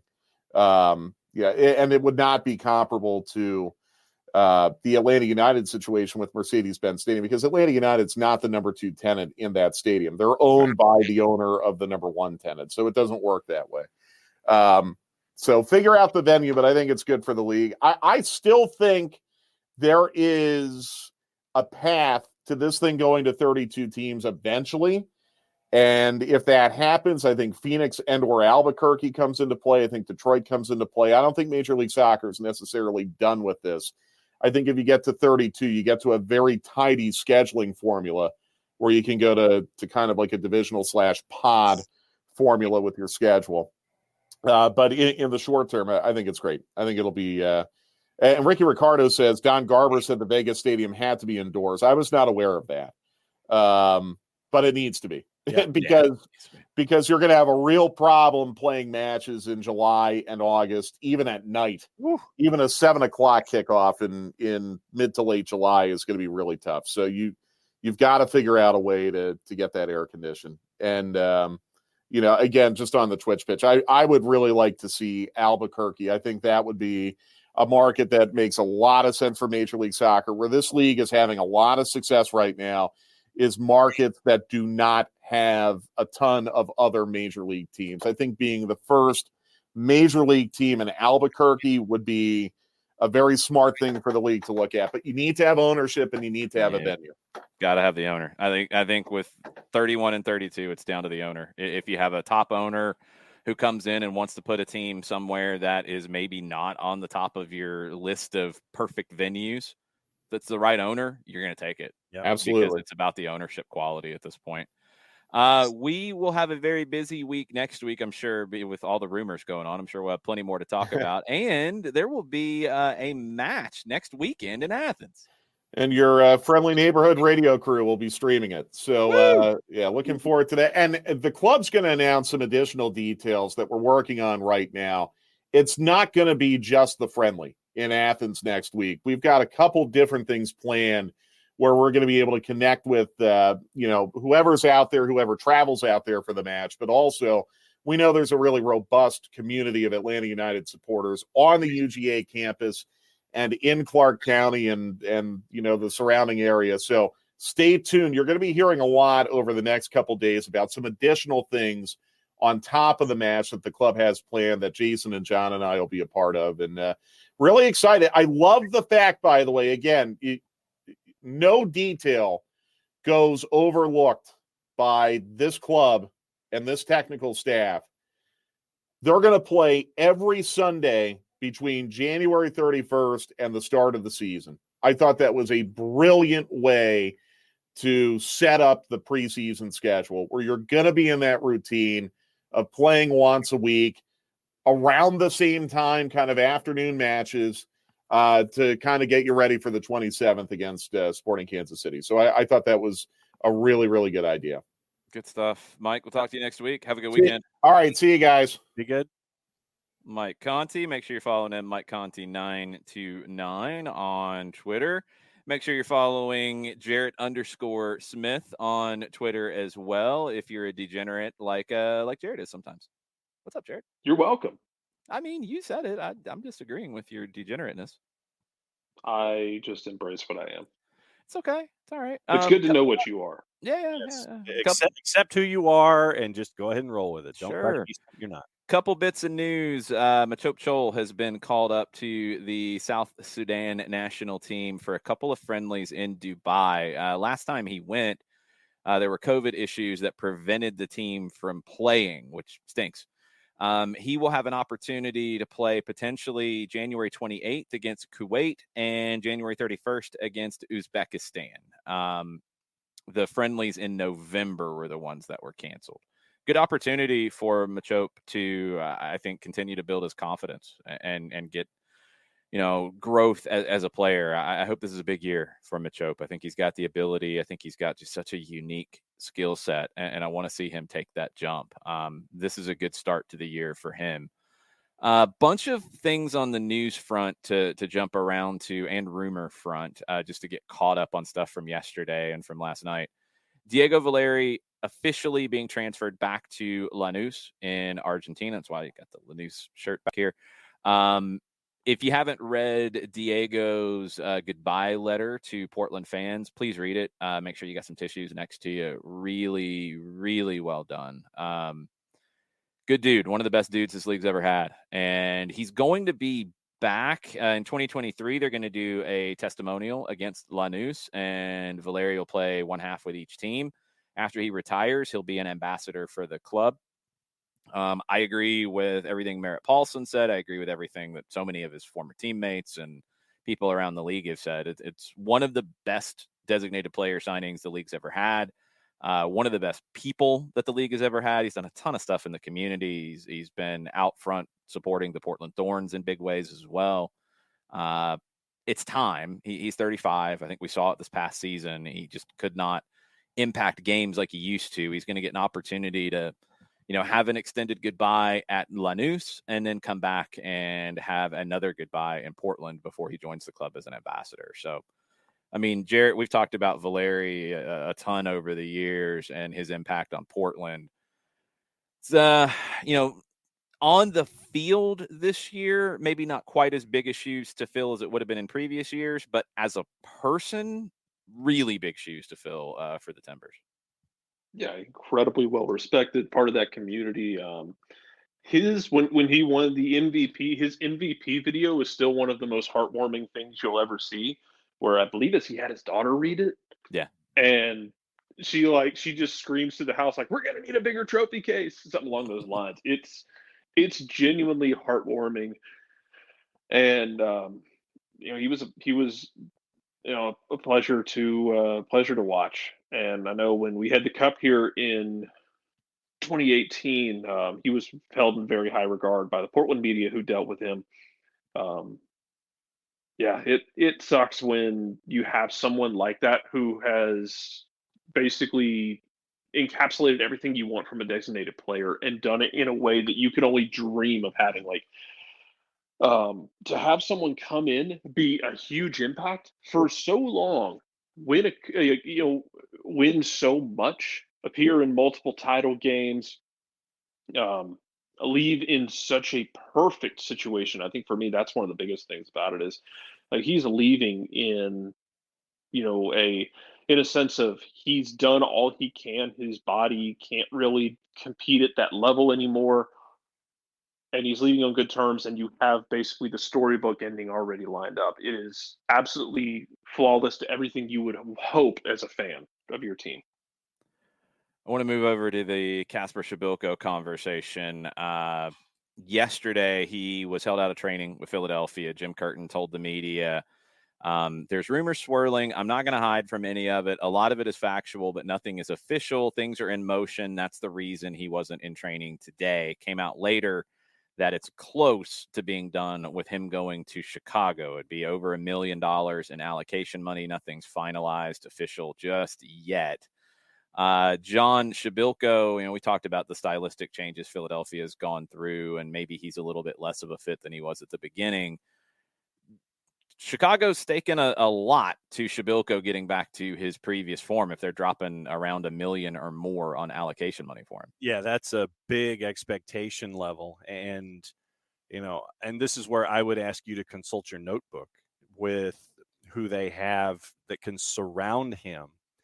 And considering what they were last year in the East, this is a big expectation level that you're putting on Kacper Przybyłko to make sure that he can revert to form where he's in a system where he is himself. He's comfortable and he can do his thing. It's not where he's trying to shoehorn what he can do into a Philadelphia system. It's where he can now kind of flourish a little bit and breathe a little bit when it comes to who he is on the field.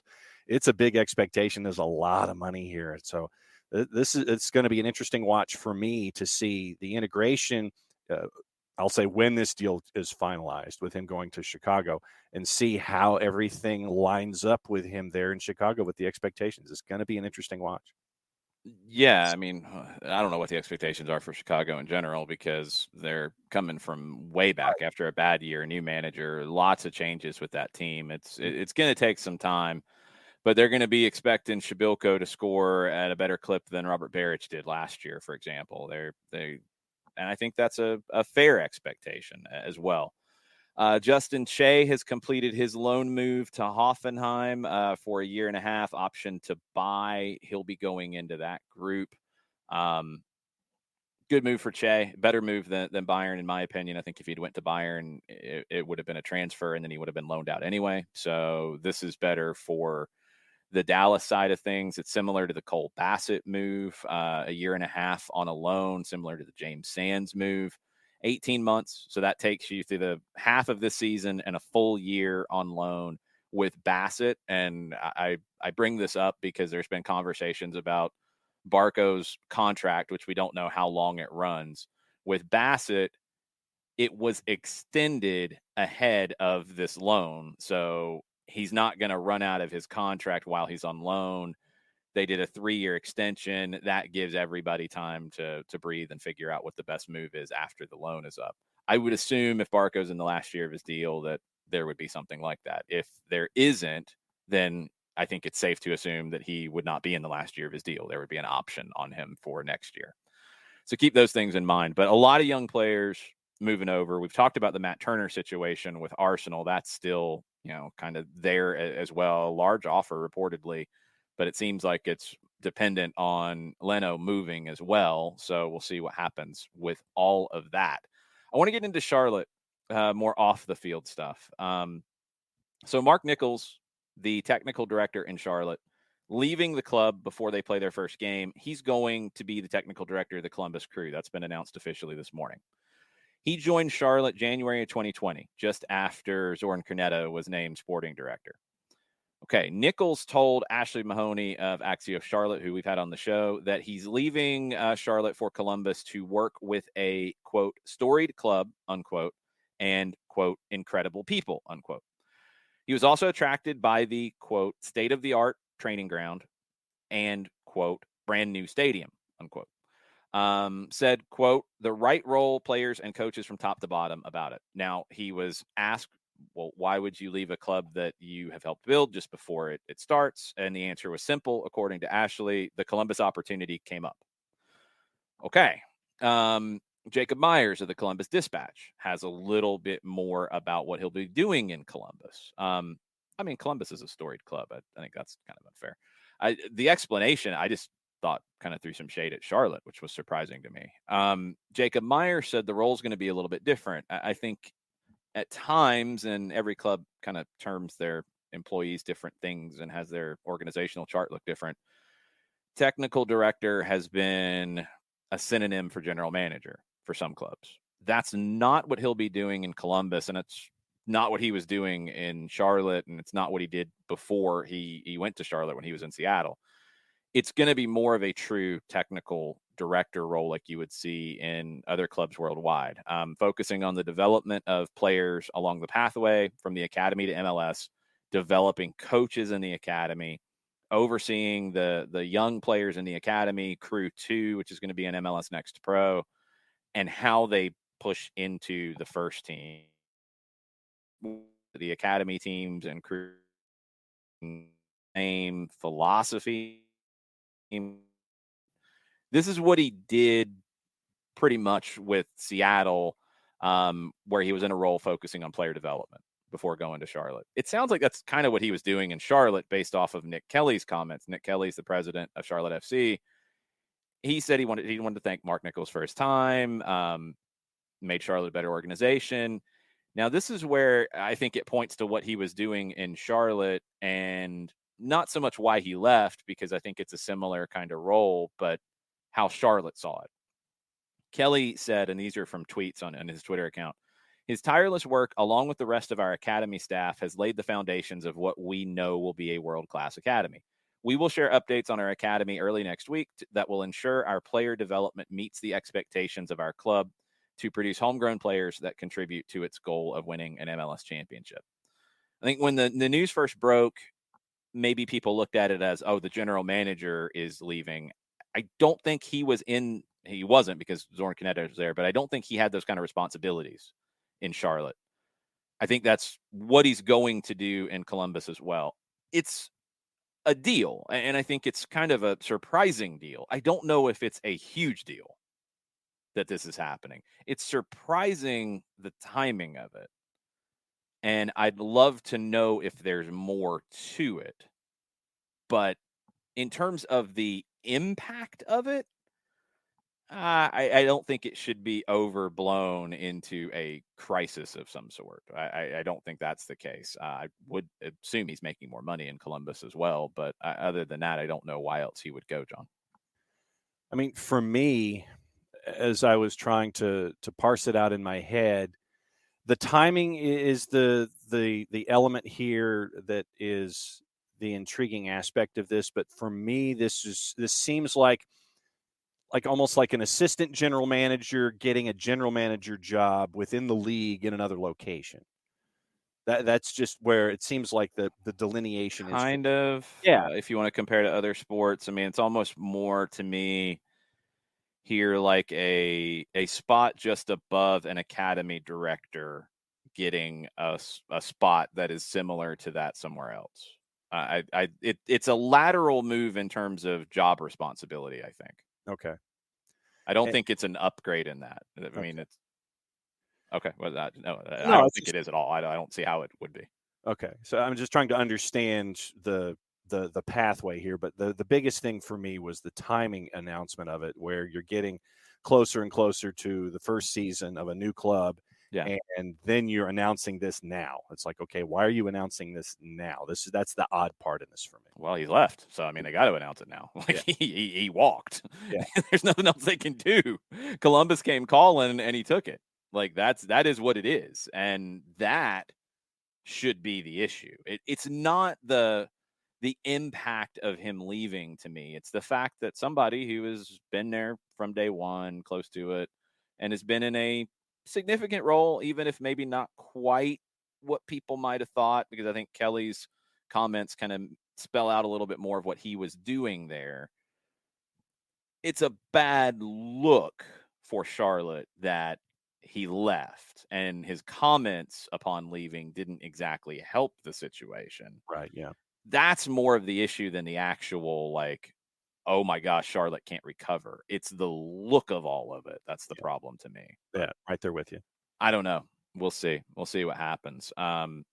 Charlotte did announce this morning too that they will have local radio, which is very cool. They haven't announced all the details on it from where things are, but WFNZ in Charlotte will be the hub. They're going to have people on the station on a regular basis. This was pretty expected because they've worked a lot with them from day one, but excited to see who will be on those games and what the overall coverage looks like. But hey, having more radio in the league, I am down with this, man. It's a good thing. It's a good thing. Jarrett, your thoughts on Charlotte as a whole, as everything is a little strange there at times. It's just the timing is unfortunate for Charlotte. It looks weird, I would assume I assume he didn't just like basically roll out like, bye guys, and leave stuff sitting on the table. They'll have succession plans in place. I think Charlotte will be fine in the grand scheme of things, but I mean, yeah, the timing could be better because you're losing someone from the front office who was a part of putting this together. If he had left last year, that's one thing. we're a month out. Yeah, you're a month out of your starting. season. But he's the academy guy, which is a little bit different time frames and stuff too. So keep that in mind. It's a month out for the first team, but if he was mainly on the academy side, they're in like mid-season of this season, and it's kind of just goes. You know what I mean? It's perception's bad. Perception's bad. Yeah, the perception is bad. And hopefully their academy just kind of keeps rolling along. I mean, we saw it with Atlanta. Like, you had a plan in place. Like when I can't remember when exactly Richard Money left Atlanta United's academy, but it was early. Yeah, it was early. And then they're like, "Here, Tony, take this." And then Tony just got in a monster truck. I think it was before the end of 2016. I think in that one, it was earlier than expected, but I always got the sense that it wasn't a long-term appointment. I think it was a little surprising how short-term it was, but it was really important to have him here to create the structure. And I think that's where Richard Money was most important, was helping to create the structure of what things looked like.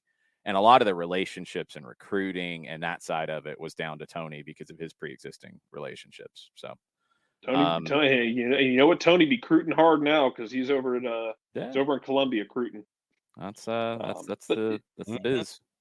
But hopefully they've got plans in place to keep everything moving along, because I guess my great fear, if you're Charlotte, you don't want to become Minnesota, who this far down the road still has just an academy team that just sort of exists in name only, hardly that. Yeah, man. Like, look, Minnesota was like 10 minutes away from MLS Cup a couple years ago. Now we're trying to figure out what the hell. As we get deeper into like preseason mode, we'll get more into like what we expect from teams. Minnesota is going to be an interesting conversation about all that, because God only knows what they're going to look like. But the fact that their academy situation is what it is just such a to me personally. It's bad, and nobody's going to follow that route because I think everybody else in the league realizes the importance of the academy and what it can be. You can commit different levels of resources to it, but you got to do something. You got to take it somewhat seriously, and Minnesota hasn't. I think the biggest thing about Charlotte to keep in mind, I have questioned their roster build since the summer. I think they've really gotten a lot of that wrong. I really think now they might fix it quickly. They might fix it really quickly with a couple of signings and it's better. But they've left everything very late. And when you leave it late, sometimes you can make even worse decisions on top of it because you're rushed. They got the managerial hire 100% dead on. And it's one of the best the league has ever made in terms of Miguel Angel Ramirez. So in terms of what Charlotte is, I mean, I know we compare everything to the past and we have everything as a hashtag replacement or whatever. Charlotte is not anybody else because of that managerial hire, because it's kind of unique. He's a great coach. He has winning Copa Sudamericana is not exactly an easy thing to do, especially with a club the size of Independiente del Valle. He's incredibly well respected as a soccer philosopher, tactician. Some of the other things have been strange, especially with what that roster looks like on paper right now. But they got the coach nailed down. They've done a lot of good in terms of their sales. I mean, their season ticket numbers, their tickets sold for opening day, like that stuff speaks for itself. They're not perfect, but they've gotten some things right. And that does need to be understood. Their academy is in a good place too. And whatever Nichols has done since he got there up until when he decided to go to Columbus, that part's good. Their Columbus or their academy from the early days is in a really good position. They went full bore into it. Now that's going to pay off for them if they have the right coaches in place developing this talent. But they still have a lot of work to do. I don't know where they fit yet. You know, we've tried to compare them to teams. I don't think they're Minnesota because I think Minnesota made some decisions earlier, but they made some really bad decisions in terms of their initial recruitment. Minnesota and Cincinnati did have the idea that their second division teams were a little bit bigger than they were and tried to just move up a level rather than recruit intelligently. And that hurt both of them. I think Cincinnati got it far worse off on the coaching side at the very beginning and on the front office side than Minnesota did. Austin is where I keep looking at with Charlotte right now in terms of a build that isn't going to be overnight. They have a far different kind of a coaching profile. And Josh Wolf had no experience outside of being an assistant. Miguel Angel Ramirez has won a South American competition. So those are very different situations. But in terms of the way the team is coming together, it's a little bit closer to Austin. I don't think they'll be like Nashville because Nashville came in with a plan how they could win fairly quickly, and they did. They hired a very different kind of manager who is, I think, very underappreciated in the league, but has done the business so far and has done a really good job with them. Miami's a whole separate situation of a mess. Like that's the rule breaking component of Miami kind of puts them in a class amongst themselves of what they have done at the very beginning. So we'll put them over in the side with a dunce cap over on. here in the corner. Yes, they're in the corner. We will leave them out of this for now. We'll see. It's a bad look. I want to see how they spin it. I want to see how they handle it. We will see. And I want to see who else they get on the wing. Christian Ortiz can only play on one side. Sounds like with Paul Arriola, although this was debated back and forth, it was coming out from Tom Bogert that it was a done deal almost that he was going to Dallas. Then Stephen Goff threw cold water on that. There has not been an announcement yet about Paul Arriola. Goff said that Arriola withdrew his consideration, conversation, whatever, about going to Club America. Paul Arriola threw cold water on that on Twitter yesterday. Who knows? Your guess is as good as mine about where Paul Arriola ends up. We've had the conversation about allocation money versus sales outside the league. There's nothing new to have there. Teams have to do the business that suits them when they've decided to move on from a player. And if that means a trade within the league, well, that's the rules that the league is operating under. Came up with Kellen Acosta. It's come up with Paul Arriola. Both of them signed new deals with their clubs before this has come up. So if they wanted to leave the league, they could have run their contract down and then left on a free. Both opted to sign new contracts, and knowing what they got themselves into, like, that's what it is. That's what this league is. And you can trade for allocation money. Call it fake money if you want to. It's cap space. It's real. It's legitimate in terms of how teams build their rosters in this league. So it is what it is. Like, that's the weirdness of MLS. And do I hope that we get to a point where it's not so weird? Yeah, I do. I really do. But you have to understand the history of the league as to why we got here, to understand why it is. And if you want it to change, offer suggestions about how you modify it, because just saying eliminate everything and just do this, well, that's not how the business is structured.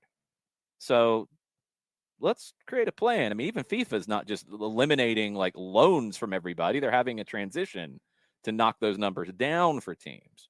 Got to have a transition if you're going to do this stuff. But the allocation money and a cap creates unique situations. Paul Arriola potentially being traded within the league for $2 million is a unique situation. Maxime Crépeau is kind of a unique situation too, it sounds like. And we didn't really know all of the details here until yesterday when it was announced later in the day. You know, Thomas Hasal is coming up behind him. You've got that up-and-coming keeper. You're getting $1 million in allocation money from LAFC for him. He's a top goalkeeper in the league, but you're getting the biggest deal ever for a goalkeeper in the league. I can get it on that side of it entirely. But Axel Schuster, the sporting director of Vancouver, quote from him, Max came to us with a very personal request. Although he has been an important player, of course, we made the decision to support Max as best we could, as long as his value is acknowledged in the deal. We've managed to finance the largest trade in league history for a goalkeeper and one of the biggest overall. We'd like to thank Max for his 3 years here. He's put his heart and soul into the team, and he has the respect of everyone at the club. So there's more to it, and we don't know what that is. I haven't seen anything about it. It sounds like it's personal in nature from Crépeau to the team, and the team made the deal that was best for him, but also made a deal that was good for them too. And Jarrett, you know, the Vancouver side of it, I think they're okay with Hasal. Now they've got allocation money to work with. From the LAFC perspective, now they have a goalkeeper that they frankly have never had at this level before in their history. Gives them a much better position to be successful. It does, and someone who is a fantastic shot stopper, as well as someone who can command the back line. And not sure what exactly that back line's all going to look like by the time it's all said and done. But you know, we've wondered for a while, LAFC shoring up their the defending side of things, and I don't know what the attacking side of it will look like this year, but it seems like the defending side should be better than it was. So good on them for it. Oh no! Oh boy. Yeah. Okay, John, what do you think I'm about to say? I have no idea. Just every time I you hear said that, yeah, like you knew something. No, All no, right, no, you don't no, know this one. It's No. anticipation here. That's what I'm. Fine, you don't know this one. This is ridiculous. This is stupid. Sorry, Charlotte. This is stupid. Jarrett, who was Atlanta United's first big designated player chase in team history? Who was it? It's Andres Cordaro. No. I think that was maybe being talked about by one person that overblew. Oscar Romero? Yep. Yeah. Guess who's being linked to Charlotte right now by Cesar Luis Merlo? Oh, Dios mío. And his brother, Angel. His brother, yeah. Who, if you remember correctly, ran Nacho Piatti out of San Lorenzo recently. And Nacho was not quiet about the issues with those two. You leave my tiny adult son Nacho Piatti alone. Nacho's not tiny. Not you, them. Yeah, Nacho's not tiny though. Yeah, Mataflo. He's tiny to me.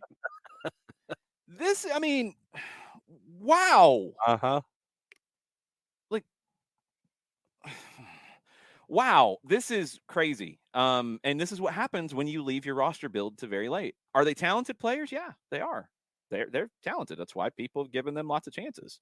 Remember that time Oscar Romero went to China instead, and Atlanta went and got some left winger from Torino on loan instead. Those were great times. Thanks again, Oscar. Yeah. So Cesar Luis Merlo says that Charlotte is in negotiations with both of the Romeros. Says that if a formal offer is made, they will accept the challenge of playing together again. Boca has reportedly been in for one of them, but there's not been a concrete offer yet.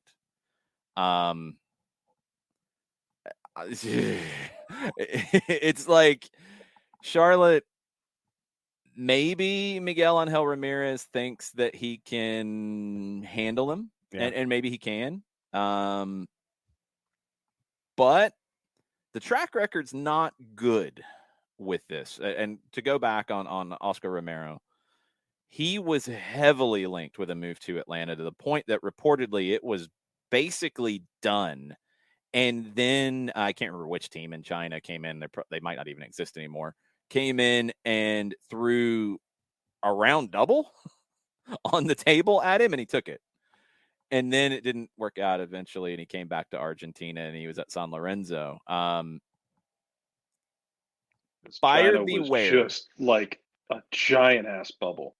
Just that's explode. That's not the story here, though. Like, that's part of it, but that's not the story. The story is buyer beware here. Oscar Romero is out of contract right now, so he'd be available on a free. I'll check on Angel in a second. He's got 55 caps for Paraguay. He's valued at $3.85 million according to Transfermarkt. He's 29 years old. A number 10. Put him on a 4-year deal and spread that out. You'll be just fine. Sure you will.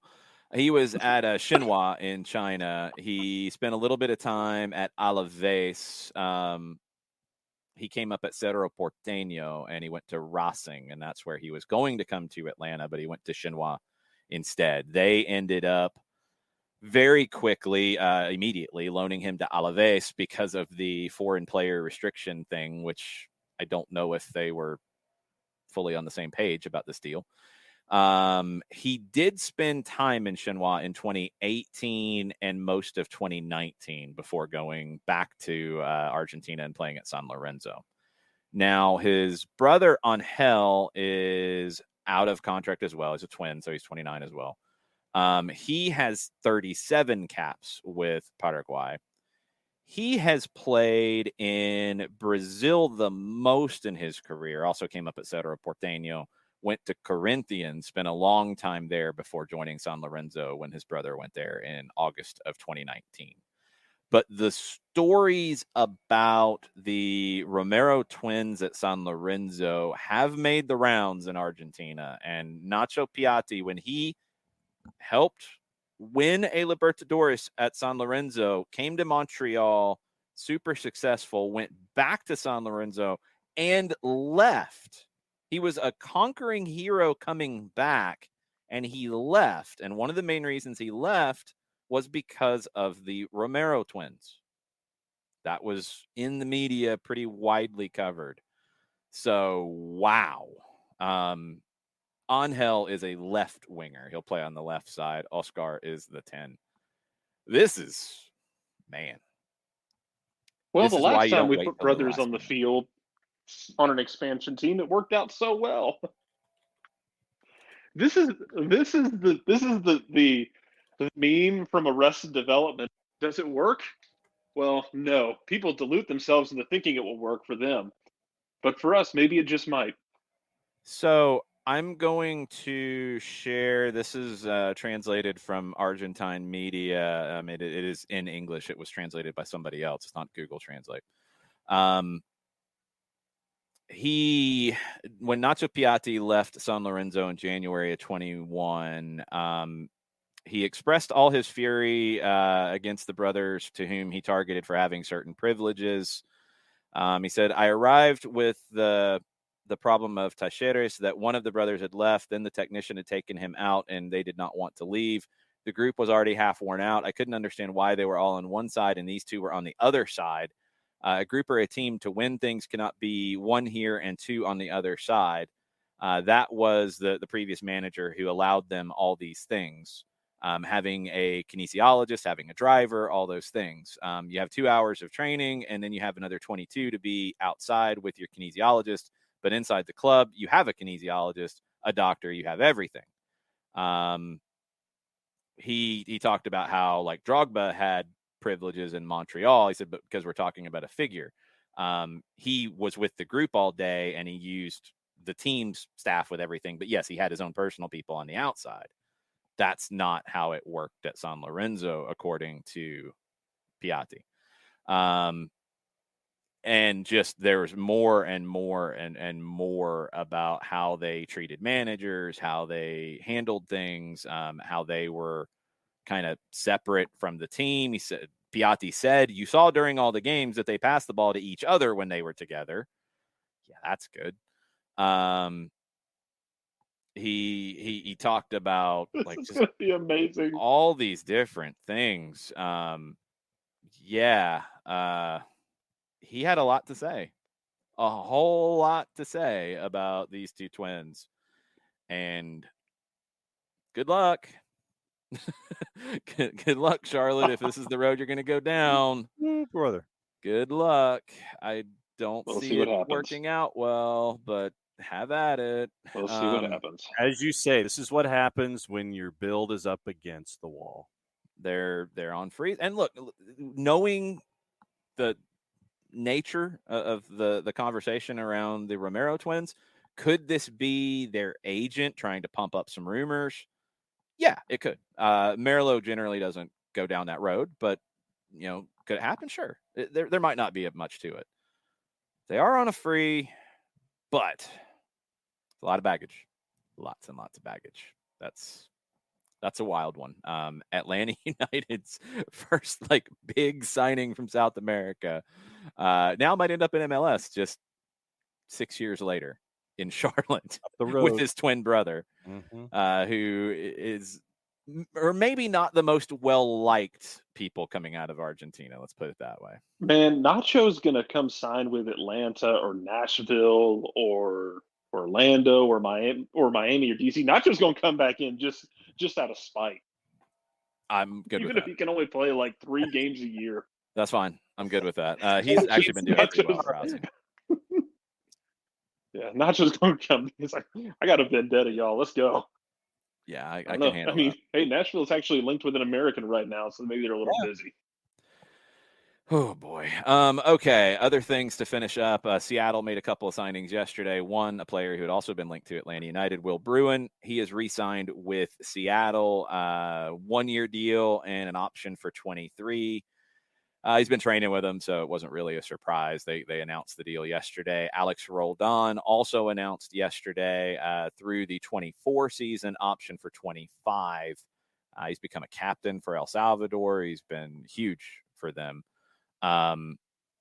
Seattle is starting to clarify their squad depth a little bit and fill a couple holes. They needed to get Alex Roldan back as the right back. They've got that. They get the depth with Will Bruin. They've made other signings this year. Seattle's going to be fine. It sounds like the Rui Diaz stuff has gotten worked out as well. So they are loaded for another run at things.